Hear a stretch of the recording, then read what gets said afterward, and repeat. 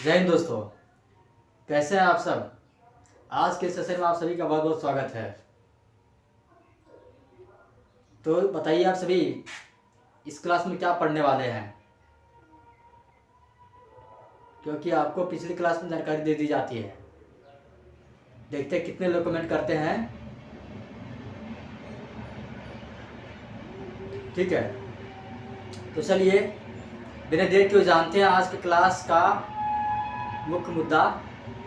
वो है पदार्थ की पांचवी अवस्था, जिसके बारे में आज के सेशन में पूरी तरह से चर्चा करेंगे कि पदार्थ की वह पांचवी अवस्था कौन है और वह क्या है। ठीक है, तो सभी लोग जुड़ जाइए और बने रहिए लगातार इसी पे, और रोमांचक बनाइए आज की क्लास को। तो चलिए देखते हैं और शुरुआत करते हैं आज का सेशन। पदार्थ की पांचवी अवस्था अर्थात जिसके बारे में हम अध्ययन करेंगे वो हमारा है प्लाज्मा। क्या दोस्तों? प्लाज्मा। इसके बारे में आज पूरी तरह से अध्ययन करेंगे कि प्लाज्मा आखिर क्या है। तो चलिए देख ही लेते हैं। पहला पॉइंट इसमें है प्लाज्मा का, इस अवस्था में कण अत्यधिक ऊर्जा वाले और अत्यधिक उत्तेजित होते हैं। यानी इस अवस्था में इस अवस्था में कण जो है, किनका कण? प्लाज्मा का कण अत्यधिक ऊर्जा, कैसा दोस्तों? अत्यधिक ऊर्जा वाले और अत्यधिक उत्तेजित होते हैं। ठीक है, अत्यधिक उत्तेजित भी होते हैं। आगे देखते हैं फ्लोरोसेंट ट्यूब एवं नियॉन बल्ब। ठीक है, चलिए फ्लोरोसेंट ट्यूब और नियॉन बल्ब। ठीक है, चलिए बल्ब तो जरूर जानते होंगे आप लोग। ये नियॉन का बल्ब रहता है, उसमें नियॉन गैस रहता है, में प्लाज्मा होता है। में क्या होता है दोस्तों? उसमें प्लाज्मा डाला हुआ रहता है, प्लाज्मा उसके अंदर रहता है। कौन सा? ट्यूब में, बल्ब में भी। चलिए आगे देखते हैं। नियॉन बल्ब के अंदर, कौन सा बल्ब दोस्तों? नियॉन बल्ब के अंदर नियॉन गैस होती है। कौन सा गैस दोस्तों? नियॉन गैस होती है। लेकिन फ्लोरोसेंट ट्यूब में देखते हैं आगे, और फ्लोरोसेंट ट्यूब के अंदर हीलियम गैस होती है। कौन सा गैस दोस्तों? फ्लोरोसेंट ट्यूब के अंदर कौन सा होता है? या तो हीलियम होती है या तो अन्य कोई गैस हो सकती है। ठीक है, या तो आर्गन या तो और कोई गैस हो सकती है। ठीक है, अब देखते हैं। हमने तो दो ट्यूब के बारे में जाना और उसमें कुछ जान मन भी गया कि इसके अंदर प्लाज्मा होता है। ठीक है, अब भाई देखते हैं कि प्लाज्मा होता है क्या।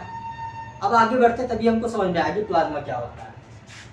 अगला पॉइंट देखिए यहाँ पे, ट्यूब में विद्युत ऊर्जा प्रवाहित होने पर, देखिए जो हमने ट्यूब लिया है, फ्लोरोसेंट ट्यूब लिया है और नियॉन का बल्ब लिया हुआ है। ठीक है, उसके अंदर पहले से क्या रहती है? गैसें रहती है। जैसा मैंने पहले बताया, फ्लोरोसेंट ट्यूब में हमारा हीलियम गैस रहती है और नियॉन ट्यूब में नियॉन गैस रहती है। और जब उसमें जब विद्युत प्रवाहित किया जाता है, विद्युत को उसमें दिया जाता है, वही चीज लिखा हुआ। ट्यूब में विद्युत ऊर्जा प्रवाहित होने पर, विद्युत ऊर्जा क्या होती है दोस्तों? प्रवाहित होने पर यह गैस आवेशित हो जाती है। यानी यह जो गैस इसमें जो पहले से रहता है वो गैस आवेश में आ जाता है। क्या आता है? आवेश में आ जाता है। ठीक है, आवेशित होने पर क्या होता है दोस्तों? आवेशित होने पर ट्यूब या बल्ब के अंदर चमकीला प्लाज्मा तैयार होता है। क्या होता है दोस्तों? ट्यूब या बल्ब के अंदर चमकीला, क्या होता है दोस्तों? चमकीला प्लाज्मा जो है तैयार होता है। क्या होता है? चमकीला प्लाज्मा तैयार होता है। गैस के स्वभाव के अनुसार इस प्लाज्मा में एक विशेष रंग की चमक होती है। गैस के स्वभाव के अनुसार इस प्लाज्मा में क्या होती है दोस्तों? एक विशेष रंग की चमक होती है। ठीक,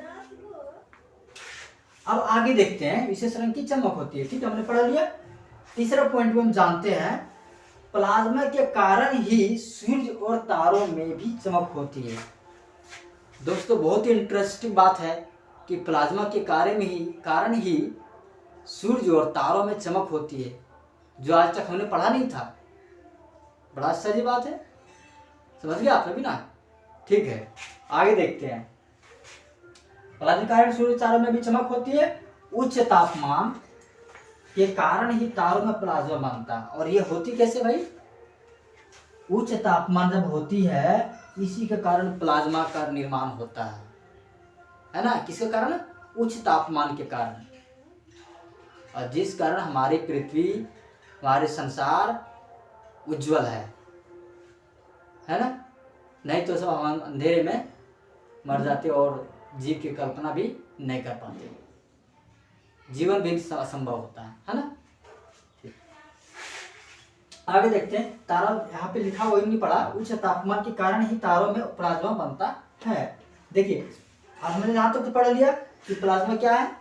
हमने सबसे अंतिम बिंदु यही पढ़ना है कि प्लाज्मा की खोज में किसका मुख्य योगदान है, कौन से वैज्ञानिक ने अपना महत्वपूर्ण योगदान दिया। तो आपको बताते चले कि शुरुआत में प्लाज्मा की खोज हेतु शुरुआती कदम जो है आपका एक वैज्ञानिक भारत के थे, उन्होंने इस कदम को रखा, ठीक है। और इस कदम को रखने के बाद अल्बर्ट आइंस्टीन जो महानतम वैज्ञानिक जाने जाते हैं, उन्होंने इस पर शोध किया, ठीक है। तो चलिए देखते हैं। अल्बर्ट आइंस्टाइन ने पदार्थ की पांचवी अवस्था की भविष्यवाणी की। किसने की? अल्बर्ट आइंस्टाइन ने। किसने की दोस्तों? अल्बर्ट आइंस्टाइन ने पदार्थ की पांचवी अवस्था की भविष्यवाणी की, जिसे क्या, उस भविष्यवाणी को क्या कहा गया? बोस-आइंस्टाइन कंडेंसेट कहा गया। क्या कहा गया? बोस-आइंस्टाइन कंडेंसेट। क्या कहा गया दोस्तों? बोस-आइंस्टाइन कंडेंसेट कहा गया। समझ गए दोस्तों? तो इसमें मुख्य रूप से योगदान कहें तो एक दो वैज्ञानिकों का रहा। और इतना ही नहीं, बोस-आइंस्टाइन कंडेंसेट जब कहा गया इस भविष्यवाणी को, पांचवी पदार्थ को, प्लाज्मा को, तो जब भविष्यवाणी हुई तो सन 2001 में यही भविष्यवाणी के आधार पर जो है नोबेल, अमेरिका के वैज्ञानिकों को नोबेल पुरस्कार से नवाजा गया। ठीक है दोस्तों, तो आशा करता हूं कि आज के सेशन में आप भली भांति प्लाज्मा के बारे में अध्ययन कर लिए होंगे और इसमें मुख्य रूप से किनका योगदान है वो भी आपने जान लिया, समझ लिया। तो आज के लिए बस इतना ही, और अगली क्लास में हम अगली चैप्टर की ओर बढ़ेंगे और उस चैप्टर में जो भी रहेंगे उसके बारे में हम चर्चा करेंगे, जानेंगे, अध्ययन करेंगे। तब तक के लिए आप सभी बने रहिए और आप सभी अपना ख्याल बहुत से बहुत रखिएगा। धन्यवाद। जय हिंद, जय भारत।